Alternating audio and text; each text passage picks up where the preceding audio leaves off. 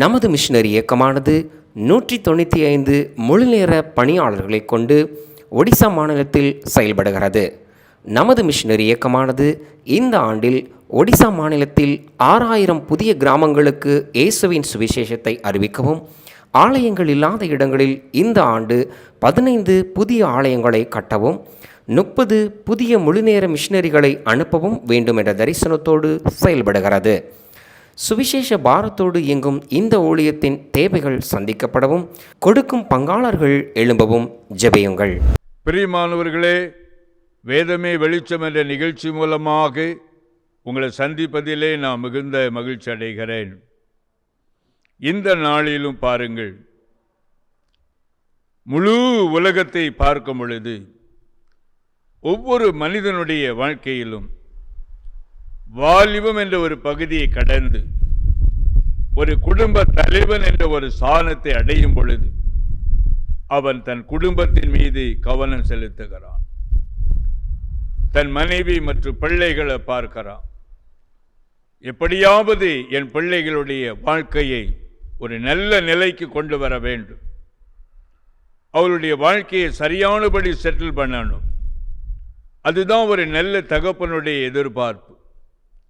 அதற்காக அந்த மனிதன் இரவு பகலா உழைக்கிறான், பிரயாசப்படுகிறான், பணங்களை சேர்க்கிறான், பிள்ளைகளுடைய எதிர்காலத்திற்காக சேமிக்க துவங்குகிறான். இப்படித்தான் இன்றைக்கு நம்மை சுற்றிலும் நடக்கிற நிகழ்வுகளை நாம் பார்க்கிறோம். அது மெய்யான ஒரு காரியம். ஆனால் அதையும் கடந்து பாருங்கள், இன்றைக்கு எல்லா குடும்ப தலைவரும் கூட பிள்ளைகளுடைய வாழ்க்கையை முழுவதுமாக அவர்கள் திருப்தியாக அவர்களை செட்டில் பண்ணுவதை இன்றைக்கு நம்ம உற்று கவனித்து பார்க்கும் பொழுது அநேகர் அப்படி தங்கள் பிள்ளைகளுடைய வாழ்க்கையை ஒரு நல்ல நிலையில் அவர்கள் அமைத்து கொடுக்க முடியாமல் குறித்த நாட்களுக்கு முன்பாகவே அவர்கள் மரணம் என்ற பகுதிக்குள்ளே கடந்து போய்விடுகிறார்கள். ஏனென்றால் ஒரு பகுதிக்குள்ள வரும்போது அநேகர் இன்றைக்கு மரண பயத்தினாலே ஆட்கொள்ளப்படுகிறார்கள். என் ஓட்டை எப்படி முடியும், என்னுடைய முடிவு எப்படிப்பட்டதாயிருக்கும், என்னுடைய பெற்றோருடைய வாழ்நாட்களை போல எனக்கும் வாழ்நாட்களை தேவன் நீட்டித்து கொடுப்பாரா, இல்லை அவர்களைப் போல இவர்களைப் போல என்னுடைய ஓட்டம் இடையிலே முடிந்து விடுமா என்று இன்றைக்கு அநேகர் சிந்திப்பதை நம்ம பார்க்கிறோம். பிரியமானவர்களே, ஒரு முறை நான் ஜெப உதவிக்காக ஒரு குடும்பத்தார் அழைத்த போது கடந்து சென்றேன். அங்கே ஒரு அருமையான சகோதரர் மரண படுக்கையில் இருந்தார். வியாதியின் கொடூரமான பிடி, பிழைப்போமா என்ற ஒரு பெரிய கேள்வி. அப்படிப்பட்ட ஒரு சூழ்நிலையில் மனைவி பிள்ளைகளை நினைத்து ஒரு பக்கம் துக்கம், வேதனையோடு படுத்திருக்கிறார். அவருடைய அழைப்பு கிணங்கி நான் அங்கே போனேன். அவர் என்னை பார்த்த உடனேயே அழ ஆரம்பித்தார். என்னை பார்த்து கேட்டார், அண்ணா, என் பிள்ளைகள் எல்லாம் பாருங்க, அவர்களுக்காக நான் பெரிதாக ஒன்றையும் சேர்த்து வைக்கல. என் பிள்ளைகளுடைய வாழ்க்கையை நான் எப்படியாவது ஒழுங்குபடுத்தணும், அவர்களுக்கு ஒரு சரியான எதிர்காலத்தை அமைத்து கொடுக்கணும். அப்படி இல்லாமல் என் ஓட்டம் முடிந்து விடுமோ என்று நான் கலங்கி போயிருக்கிறேன். ஆண்டவர் எனக்கு வாழ்நாட்களை நீட்டித்து தரணும், எனக்காக ஜெபம் பண்ணுங்க என்று வேதனையோடு கூட அழுதார். அப்பொழுது நான் அவர்களுக்காக ஜெபித்தேன். தேவனுடைய வல்லமை அவர் மேல் இறங்கி வந்தது.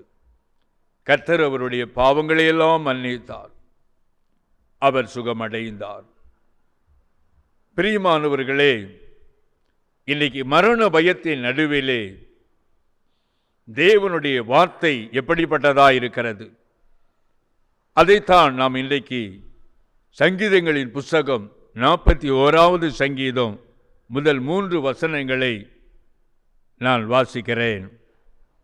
சிறுமைப்பட்டவன் மேல் சிந்தையுள்ளவன் பாக்கியவான், தீங்கு நாளில் கர்த்தர் அவனை விடுவிப்பார்.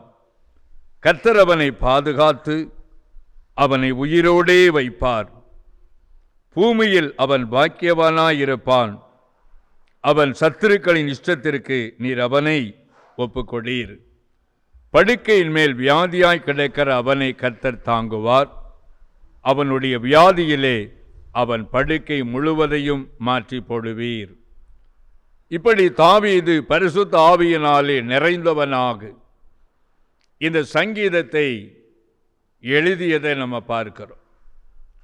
ஒரு மனிதனுடைய ஆயுள் காலம் நீடிக்க வேண்டுமா? அப்படியானால் அவன் என்ன செய்யும்படிக்கு வேதம் சொல்லுகிறது? அவன் சிறுமைப்பட்டவன் மேல சிந்தை உள்ளவனாயிருக்க வேண்டும். சிறுமைப்பட்டவன் மேல் சிந்தை உள்ளவன் பாக்கியவான். நான் மாத்திரம் இந்த உலகத்தில் நல்ல வசதியா வாழணும், என் பிள்ளைகள் வாழணும், மற்றவர்கள் எப்படி போனால் என்ன என்று அப்படிப்பட்ட மனிதர்கள் தீர்க்காயலாய் வாழ்வது இல்லை. ஆனால் பரலோகம் எதிர்பார்ப்பது என்ன? ஒரு நீதிமான் இடத்திலே அவன் மற்றவர்களுக்கு இறங்க வேண்டும் என்று ஆண்டவர் எதிர்பார்க்கிறார். அவர்களுடைய பசியிலே அவர்களுக்கு இறங்கணும், அவர்கள் நெருக்கத்திலே அவர்களுக்கு உதவி செய்யணும். இது பரலோகம் எதிர்பார்க்கக்கூடிய ஒரு காரியமாக இருக்கிறது. அப்போஸ்தலர்களுடைய 2 துருவம் என்று சொல்லலாம். யாக்கோபு, பேதுரு இவர்கள் ஆதி திருச்சபையின் தலைவர்களாயிருந்த போது தேவன் சவுலை சந்தித்து அவனை பவுலாய் மாற்றினார். இவர்கள் இஸ்ரவேலருக்கும் பவுலும் பர்னபாவும் புறஜாதிகளுக்கும் சுவிசேஷத்தை சொல்லும்படியாக தேவனால் ஏற்படுத்தப்பட்ட 2 மிகப்பெரிய ஆவிக்குரிய தலைவர்கள். அவர்கள் இருவரும் ஒருவரை ஒருவர் சந்தித்த போது அவர்கள் வேறு ஒன்றையுமே சொல்லவே இல்லை. பேதுரு பவுலுக்கு கை கொடுத்து சொன்ன காரியம், தரித்திரரை மாத்திரம் நினைத்து கொள்ளுங்கள். கொஞ்சம் சிந்தித்து பாருங்களேன். 2 பலமான ஊழியத்தை செய்யக்கூடிய தலைவர்கள் ஒரு இடத்துல கூடி வரும்போது அவர்களுக்குள்ளே தேவ ஆவியானவர் வைத்த மிகப்பெரிய வார்த்தை, தரித்திரரை நினைத்து கொள்ள வேண்டும். பவுல் சொல்லுகிறார், அதை குறித்து நான் முன்னமே கருத்துள்ளவனாயிருந்தேன்.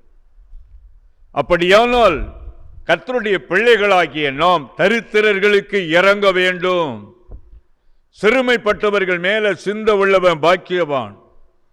தீங்கு நாளிலே கர்த்தர் அவனை விடுவிப்பார். வாழ்க்கையில் தீங்கு வரும்போது அந்த மனிதனுடைய இரக்கத்தை பார்த்து, இரக்கம் உள்ளவன் இரக்கம் பெறுவான். அந்த இரக்கத்தை பார்த்து ஆண்டவர் அந்த மனிதனுக்கு உதவி செய்யக்கூடியவராயிருக்கிறார். பிரியமானவர்களே, ஊழியத்துடைய ஆரம்ப காலம். அப்பொழுது ஊழியத்தில் என்னோடு கூட அநேக உடன் ஊழியர்கள் இப்பொழுது போலவே அப்பொழுதும் இருந்தார்கள். இப்பொழுது அதை விட அதிகமாக இருக்கிறார்கள். அந்த நாட்களில் ஒரு விதவை தாயின் மகன் ஊழியத்தில் என்னோடு இணைந்து ஊழியத்தை செய்து கொண்டிருந்த தம்பி ஆண்டவருக்காக வைராக்கியமாய் ஊழியம் செய்து கொண்டிருந்தார். ஒரு நாள் அந்த விதவை தாய் என்னை பார்க்கும்படிக்கு வந்தார்கள். ஐயா, என்னுடைய மகன் உங்கள் ஊழியத்தில் தான் உங்களோடு இணைந்து பணி செய்கிறான். அவனுக்கு உதவி செய்ய யாருமே கிடையாது. எங்களுக்கென்று எந்த ஆசையும் கிடையாது. நான் ₹1 கூட என் பிள்ளைக்காக சேர்த்து வைக்கவும் இல்லை. எப்படியாவது உங்க பிள்ளை போல நினைத்து என் பிள்ளைக்கு ஒரு திருமணம் செய்து வைங்க என்று சொல்லி அந்த தாயார் அழுதார்கள். என் உள்ளம் அப்படியே பாதிக்கப்பட்டது. நான் ஆண்டவருடைய சமூகத்தில் போய் நின்றேன். ஆண்டவரே, இவ்வளவு பெரிய ஊழியத்தை போஷித்து ஒரு மாதத்தினுடைய தேவைகளை சந்திப்பதற்கு நான் எவ்வளவோ நெருக்கப்படுகிறேனே. இந்த இடத்துல இந்த தாயார் வந்து நின்றதை நீர் பார்த்தீரே. நான் இவர்களுக்கு என்ன செய்ய முடியும், என்ன செய்யட்டும் என்று நான் ஆண்டவரிடத்தில் விசாரித்தேன். அப்போ ஆண்டவர் சொன்னார், நீ அந்த வாலிபனுடைய திருமண காரியத்தை ஒழுங்குபடுத்தி நான் உனக்கு உதவி செய்வேன் என்று ஆண்டவர் பேசினார். ஒரு தைரியம் வந்தது. அவனுக்காக பெண் தேடி எல்லாவற்றையும் ஆயத்தப்படுத்தி, அந்த தம்பி கையில் ₹1 கூட கிடையாது. ஆனால் அந்த திருமணத்தை மிகவும் ஆசீர்வாதமாக அதை நடத்தி வைக்க கர்த்தர் கிருபை செய்தார். ஆண்டுடைய நாமத்துக்கு மகிமை உண்டாவதாக. வேதம் சொல்லுகிறது, சிறுமைப்பட்டவன் மேல சிந்த உள்ளவன் பாக்கியவான். அவன் வாழ்க்கையில தீங்கு என்று வருமானால் கர்த்தர் அவனை விடுவிப்பார். அவனை பூமியிலே உயிரோடே கூட அவனை காப்பாற்றி வைப்பார். உயிரோடு கூட காப்பாற்றி போஷித்து வைப்பார். அப்படியானால் அந்த மனிதனுடைய ஆயுள் நாட்களை கர்த்தர் நீட்டித்து கொடுக்கிறார். அடுத்தபடியா அந்த மனிதனை சமுதாயத்திலே பாக்கியவானாய் உயர்த்துகிறார். அவனுடைய வாழ்க்கையில வியாதி வந்தா அந்த வியாதியிலே அவனுடைய வியாதியை மாத்திரம் சுகமாக்குவதல்ல, அவன் படுக்கை முழுவதையும் மாற்றுவேன் என்று ஆண்டவர் சொல்லுகிறார். சங்கீதம் 41:3 பார்க்கும் பொழுது அவனுடைய படுக்கை என்றால் அவனுடைய வாழ்க்கையில் இருக்கிற பிரச்சனையை முழுவதும் மாற்றி போடுவார். இதை நம்ம யோபுடைய புத்தகத்தில் பார்க்க முடியும். யோபுடைய புத்தகம் 29வது அதிகாரம், அதில் 12, 13, 15, 16 இந்த வசனங்களை நான் உங்களுக்காக வாசிக்கிறேன். முறையிடுகிற ஏழையையும் திக்கற்ற பிள்ளையையும் உதவியற்றவனையும் ரட்சித்தேன். கெட்டுப்போக இருந்தவனுடைய ஆசீர்வாதம் என்மேல் வந்தது. விதவையின் இருதயத்தை கெம்பீரிக்க பண்ணினேன். நான் குருடனுக்கு கண்ணும் சப்பானிக்கு காலுமாயிருந்தேன். நான் எளியவர்களுக்கு தகப்பனாயிருந்து நான் அறியாத வழக்கை ஆராய்ந்து பார்த்தேன். பிரியமானவர்களே, யோபு பக்தன் சொல்லும் பொழுது, நான் ஏழைக்கு என் கைகளை மூடி வைக்கல, விதவையை நான் கம்பீரிக்க பண்ணினேன். இப்படி அவன் தன்னுடைய வாழ்க்கையின் அனுபவத்தை சொல்லுகிறான். அதே யோபுடைய புத்தகம் 31வது அதிகாரம் 16, 17 எளியவர்கள் வாஞ்சித்ததை நான் கொடாதிருந்து விதவையின் கண்களை பூத்து போக பண்ணி தாய் தகப்பன் இல்லாத பிள்ளை என் ஆகாரத்தில் சாப்பிடாமல் நான் ஒருவனாய் சாப்பிட்டதுண்டோ? அப்படியானால் யோபு தன்னுடைய வாழ்க்கையிலே அவன் விதவைகளை போஷித்தான், ஏழைகளுக்கு இறங்கினான், வேலைக்காரர்களுக்கு முறையாக அவன் அதற்குரிய பணத்தை கொடுத்தான். அவர்கள் உழைப்பை அற்பமா எண்ணவில்லை. இதையெல்லாம் தேவன் அவன் வாழ்க்கையிலே பார்த்தார். அவனுடைய இரக்கத்தை பார்த்தார். அதனாலே யோபு வியாதி படுக்கையில கடந்த நாளில், எல்லாவற்றையும் இழந்து தரித்திர கோலத்தில் இருந்த நாளில், அந்த தேசமே அவனை பார்த்து துயரப்பட்ட சூழ்நிலையில், ஒரு பக்கம் இழப்பு, இன்னொரு பக்கத்தில் நிந்த, இன்னொரு புறம் சரீரத்தில் வியாதி, எல்லாராலும் கைவிடப்பட்ட நிலை. ஆனால் அப்படிப்பட்ட ஒரு சூழ்நிலையில் இருந்த யோபுவை தேவன் ரட்சித்தார். அந்த யோபுவுக்கு தேவன் இறங்கினார். யோபுடைய வாழ்க்கை முழுவதும் மறுபடியும் மகிமையாய் மாறிட்டு அவன் இழந்ததை 2 மடங்கா கொடுத்தார். அவனுடைய படுக்கையை தேவன் மாற்றி அற்புத சுகத்தை கொடுத்தார். அவனை மறுபடியும் உயர்த்தி வைத்ததை நம்ம பார்க்க முடியும். ஆம் பிரியமானவர்களே, இரக்கம் உள்ளவன் அவன் இரக்கம் பெறுவான். இந்த நாட்களில் நாம் திக்கற்றவர்கள், விதவைகள், ஏழைகள் அவர்கள் படுகிற உபத்திரவத்திலே அவர்களை நாம் நினைக்கும் பொழுது, அவர்களுக்கு இறங்கும் பொழுது, பரலோகம் நமக்கு இறங்கக்கூடியதாக இருக்கிறது, நமக்கு இரக்கம் செய்யக்கூடியதாக இருக்கிறது. பிரியமானவர்களே, எனக்கு ஒரு அருமையான ஓய்வு பெற்ற ஆசிரியரை தெரியும். அப்பொழுது எனக்கு சிறு வயது. நான் என்னுடைய சிறு வயதிலிருந்து அவர் மரிக்கும் நாள் வரைக்கும் அந்த குடும்பத்தை நான் உற்று பார்த்து கொண்டே இருந்தேன். ஏனென்றால் எங்களுடைய இருப்பிடத்துக்கு அருகாமையில் அவர்களுடைய வீடு இருந்தது. அந்த ரிட்டையர்டு ஆசிரியர் தினந்தோறும் பாருங்க, காலையில் அவருடைய வீட்டில் கிறிஸ்தவ பாடல்கள் போடுவார். அவருடைய வீட்டில் பாடல் சத்தம் கேட்கும்.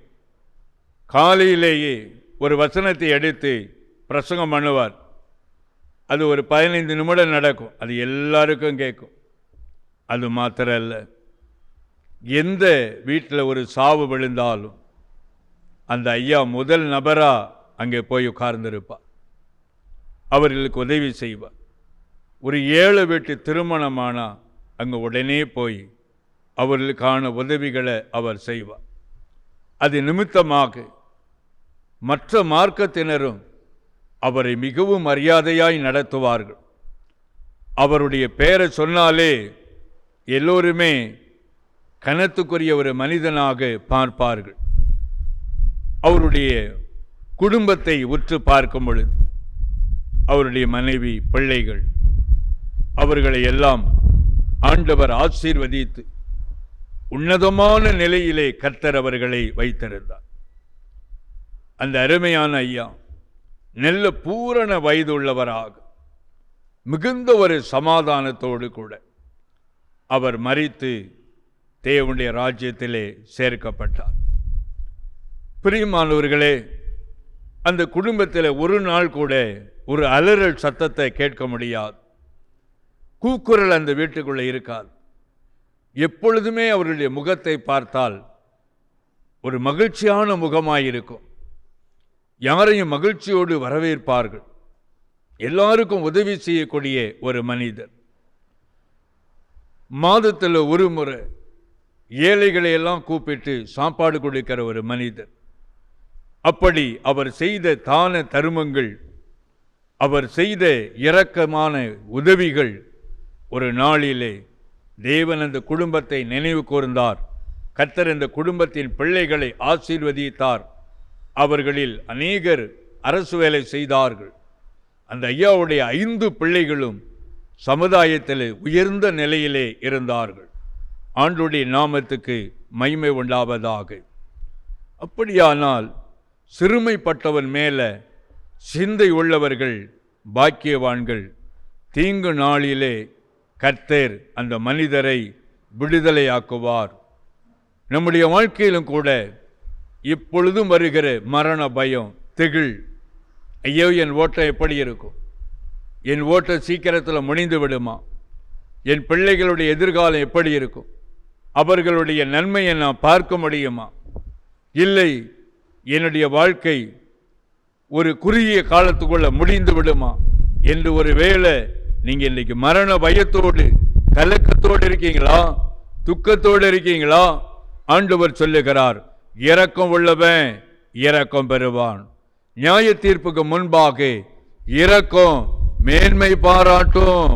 பிரியமானவர்களே, நற்கிரியை செய்வதினாலும் தான தர்மம் செய்வதினாலும் யோபுவை ஆண்டவர் உயிரோடே பாதுகாத்தார். அவனுடைய வியாதி படுக்கையை மாற்றினார். அதோடு கூட அவனுடைய தரித்திரம் என்ற மொத்த படுக்கையை மாற்றி 2 மடங்கு கர்த்தர் அவனை ஆசீர்வதித்தார். இந்த நற்கிரியை 2வது என்ன நன்மை செய்கிறது பாருங்கள். அப்போஸ்தலர் நடபடியின் புஸ்தகத்திலே 10வது அதிகாரம் அதிலே 3, 4, 2 வசனங்களை நான் வாசிக்கிறேன். பகலில் ஏறக்குறைய 9ஆம் மணி நேரத்திலே தேவனுடைய தூதன் தன்னிடத்தில் வரவும் கொர்நேலியுவே என்று அழைக்கவும் பிரத்யட்சமாய் தரிசனங்கண்டு அவனை உற்று பார்த்து பயந்து, ஆண்டவரே என்ன என்றான். அப்பொழுது அவன், உன் ஜெபங்களும் உன் தருமங்களும் தேவனுக்கு நினைப்பூட்டுதலாக அவர் சந்நிதியில் வந்தெட்டி இருக்கிறது. இந்த கொர்நேலியை ஒரு இராணுவ சேனையில் இருந்த ஒரு அதிகாரி. ஆனால் அப்படி இருந்த போதிலும் அவன் தினந்தோறும் தவறாமல் குறித்த நேரத்திலே ஜெபம் பண்ணக்கூடிய வழக்கம் உள்ளவன். அந்த ஜெபம் மாத்திரமல்ல, ஜெபத்தோடு கூட அவன் வாழ்க்கையிலே நற்கிரியைகள் தான தர்மங்கள் இருந்தது. அவனுடைய ஜெபத்தினுடைய நோக்கம் என்ன? அனுதினமும் அவன் தன்னுடைய உறவினர்கள் நண்பர்களுடைய ரட்சிப்பிற்காக ஜெபித்து கொண்டே இருந்தான். நாமும் நமக்கு அறிமுகமானவர்களுக்காக ஜெபம் பண்ணுகிறோம். ஆனால் நம்முடைய ஜெபம் கேட்கப்படுகிறதா? சிலருடைய வீடுகளில் பிள்ளைகளுடைய ரட்சிப்புக்காக ஜெபித்து கொண்டே இருப்பாங்க. உடன் பிறந்தவருடைய ரட்சிப்புக்காக ஜெபித்து கொண்டே இருப்பார்கள். அந்த ஜெபம் கேட்கப்படுகிறதா? கொர்நேலியுடைய ஜெபம் கேட்கப்பட்டது. ஜெபத்திற்கு பதில ஒரு தூதன் கொண்டு வந்ததை நம்ம பார்க்கிறோம். ஒரு தூதன் பதில கொண்டு வர மட்டும் கொர்நேலியுடைய ஜெபம் மேன்மை அடைந்ததற்கு காரணம் வெறுமனே வாழ்க்கையில ஜெபம் மாத்திரம் இல்ல, ஜெபத்தோடு கூட நற்கிரியைகளும் தான தர்மங்களும் இருந்தது. பரலோகத்தின் தேவனுடைய இருதயத்தை தொட்டுவிட்டது.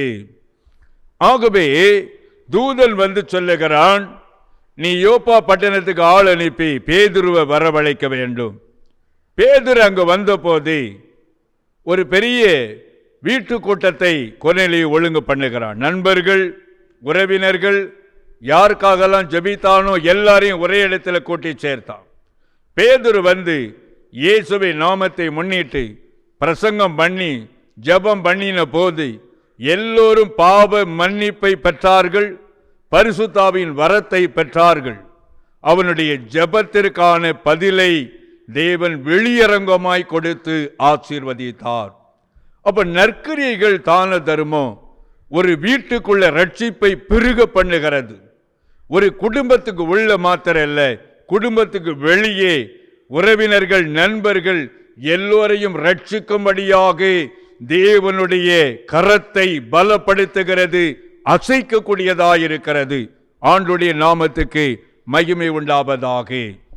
பிரியமானவர்களே, மூன்றாவதாக தான தர்மம் நற்கிரியை என்ன செய்கிறது? அதே அப்போஸ்தலர் நடபடிகள் 9வது அதிகாரம் அதிலே 36வது 7வது வசனத்தை நான் வாசிக்கிறேன். யோப்பா பட்டணத்தில் கிரேக்கு பாசையிலே தொற்கால் என்று அர்த்தங்கொள்ளும் தபீத்தாள் என்னும் பேருடைய ஒரு சீசி இருந்தாள். அவள் நற்கிரியைகளையும் தருமங்களையும் மிகுதியாய் செய்து கொண்டு வந்தாள். அந்நாட்களில் அவள் வியாதிப்பட்டு மரணம் அடைந்தாள்.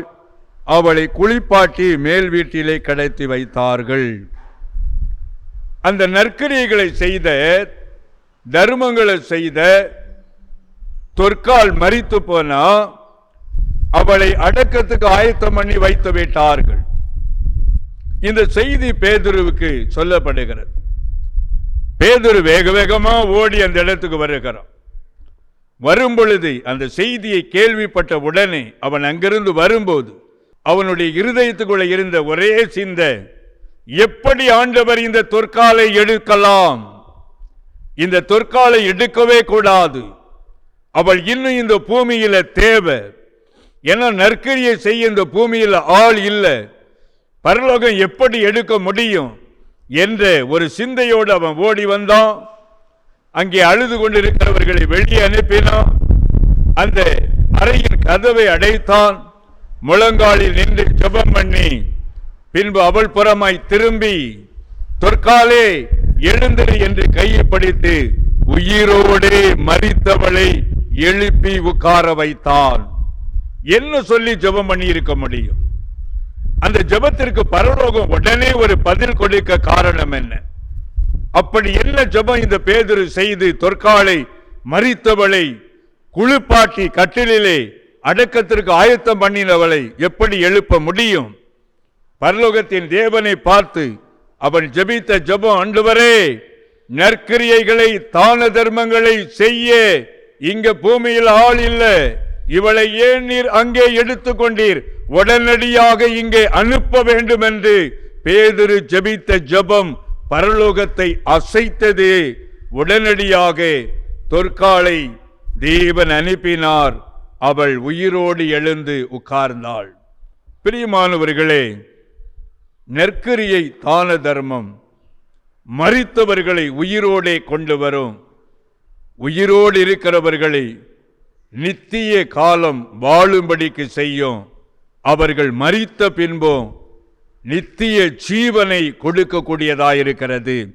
அப்படியானால் நம்முடைய ஜெபம், உபவாசம் எல்லாவற்றோடு சேர்த்து நாம் நற்கிரியைகளை தான தர்மங்களை செய்யும் பொழுது பரலோகம் நம்மை உற்று பார்க்கக்கூடியதாயிருக்கிறது.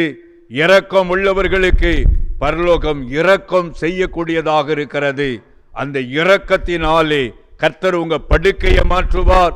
அந்த இரக்கத்தினாலே கர்த்தர் உங்க வீட்டுக்குள்ள ரட்சிப்பின் எல்லையை விரிவாக்குவார். அந்த இரக்கத்தினாலே உங்கள் குடும்பத்தார் அத்தனை பேரையும் பரலோக ராஜ்யத்தில் நித்திய காலமாய் அவர் வைப்பார். நான் உங்களுக்காக ஜெபிக்க போகிறேன். தகப்பனே, நன்றியோடு துதிக்கிறோம், சோத்தரிக்கிறப்பா. நீர் கொடுத்த இந்த வேதத்தின் வெளிச்சத்திற்காக நன்றி செலுத்துகிறோம். ஆண்டவரே, வசனத்தை கேட்ட உம்முடைய பிள்ளைகள் வாஞ்சித்து நற்கிரியைகளை செய்ய அவர்கள் உம்மாலே தூண்டப்பட்டிருப்பதை நான் ஆவியிலே பார்க்கிறேன். உம்முடைய பிள்ளைகளை நீர் இந்த இடத்தில் பலப்படுத்தும்படியா நான் ஜெபிக்கிறேன். உம்முடைய பிள்ளைகளை நற்கிரியைகள் செய்யும்படிக்கு அவர்களை நீர் இந்த இடத்தில் ஆசீர்வதிக்க நான் ஜெபிக்கிறேன். ஆண்டவரே, ஒவ்வொருவர் மீது உம்முடைய கரம் நன்மையாக இறங்கட்டும். உம்முடைய சிந்தையால் அவர்களை நிரப்புவீராக. உம்முடைய விருப்பத்தினால் அவர்களை நிரப்புவீராக. அவர்கள் ஜெபித்து சோர்ந்து போயிருப்பதை நீர் பார்க்கிறீர். நற்கிரியைகளை செய்து ஜெபத்தின் மேன்மையை காணும்படிக்கு என் ஆண்டவர் இவர்களை நன்மைகளாலே நிரப்பும்படியாக நான் ஜெபிக்கிறேன். இந்த வசனத்தை அவர்கள் இருதயத்திலிருந்து எடுத்து போடும்படிக்கு போராடுகிற பொல்லாத சபிக்கப்பட்ட சாத்தானுடைய வல்லமைகள் இயேசுவின் நாமத்தில் அழிக்கப்பட்டு போவதாக. இந்த வார்த்தையின் ஆசீர்வாதங்கள் ஒவ்வொரு வீடுகளையும் நிரப்பட்டும் என்று நான் இயேசுவின் நாமத்தில் ஜெபிக்கிறேன். அப்பா, உள்ளத்தில் உணர்ந்தவர்களாய் துக்கத்தோடு கூட பாவங்களை அறிக்கை செய்கிற ஒவ்வொருவரையும் நீர் இப்பொழுதே தொடுவீராக. அவர்கள் வியாதி படுக்கை மாறட்டும் இயேசுவின் நாமத்திலே. அவர்கள் தருத்தரம் மாறட்டும். உம்முடைய பிள்ளைகளை ஆசீர்வதிப்பீராக. கர்த்தரப்படி செய்யுங்க இயேசுவின் நாமத்தில் பிதாவே, ஆமென். 1998ஆம் ஆண்டு ஆரம்பிக்கப்பட்ட நமது கல்வாரி சுவிசேஷ மிஷனரி இயக்கமானது ஒடிசா மாநிலத்தை தலைமையிடமாக கொண்டு ஒடிசா மாநிலத்தில் 6 மாவட்டங்களில் 176 மிஷனரிகளை கொண்டு 13 இன மக்கள் மத்தியில் ஒவ்வொரு மாதமும் 500 புதிய கிராமங்களை சந்திக்க வேண்டும் என்ற மேலான தரிசனத்தோடு சுவிசேஷ பணியினை செய்து வருகிறது. தேவனுடைய ஆலயங்கள் இல்லாத இடங்களில் தேவனுடைய வார்த்தையை அறிவித்து நமது ஊழியத்தின் மூலம் ஆலயங்கள் கட்டப்பட்டு வருகிறது. ஒடிசாவில் வாலிபர் முகாம், சிறுவர் முகாம், விடுதலை முகாம் மூலமாக எண்ணற்ற மக்களுக்கு தேவனுடைய வார்த்தையானது அறிவிக்கப்பட்டு வருகிறது. அறியப்படாத இடங்களில் தேவனுடைய வார்த்தையை அறிவிக்கும் நமது மிஷனரி ஊழியத்தில் இன்னும் அதிகமான மிஷனரி பணியாளர்கள் எழும்பப்படவும், ஒடிசா மொழியில் தேவனுடைய பரிசுத்த வேதாகமத்தை கொடுக்கும் நன்கொடையாளர்கள் எழும்பவும் ஜெபித்துக் கொள்ளுங்கள்.